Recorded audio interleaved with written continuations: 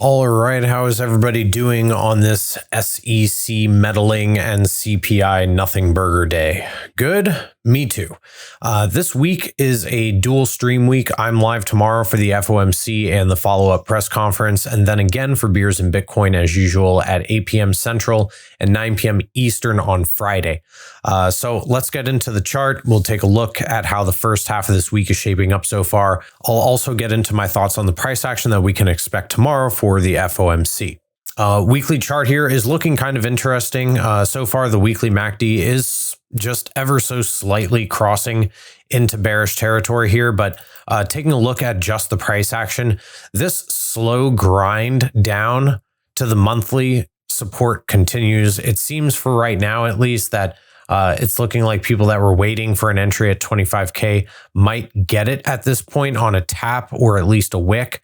Bullish momentum here is pretty lackluster, and this grind down, with the exception of small pops on the lower time frames, has been very minimal. Another thing to notice here is that we also have a channel that's forming, and it's been here for quite some time now. So just be aware that technically this is a bull flag if we were going to get another move to the top side. This 4-hour chart shows the importance of that 26.5 level. First, we had a throw under, which defined it. Then we lost it here, but we had a very strong reaction to reclaim it and move back above. And then it slow bled until it was finally lost. This looks like a big bearish retest to me. And if you look closely, we actually also have some kind of a bear flag or a wedge here. I like the flag better, so just keep this in mind. There's a pretty well-defined channel here. If it's lost, then a measured move would take us to those 25K levels mentioned earlier.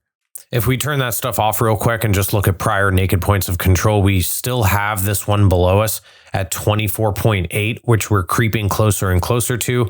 So if we break down, that would probably be the one and the key level that I would be looking for to at least sweep this level on a wick. All right, so switching to our liquidity heat map brought to you by highblockcapital.com. If we zoom in on this 12-hour look back period, we do have a really nice pool of liquidity, which we haven't fully swept right below us at about 25,650. So I am expecting this entire area to get swept. That would bring us down to about 25.5. If bears keep up the pressure on a small cascade to the next pool down, once again, there's that 25K level that keeps getting mentioned. So if you come up to a monthly look back, we'll bring it up a notch and see what we got here.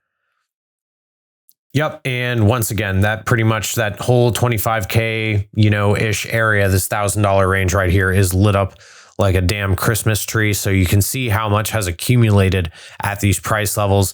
This is why this that channel and that 26.5 May support level is so important at the moment.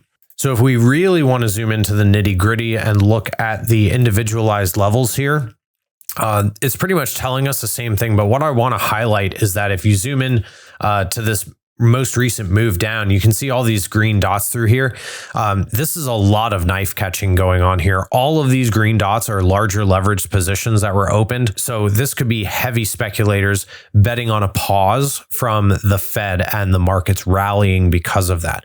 That's all for today, guys. I hope that this was helpful for you. Show the tweet some love and check out the Venom Algo Twitter. It's actually been performing really, really well through all of this chop. Use code ANTIVENOM for 15% off. And until tomorrow afternoon for the FOMC live stream, happy trading.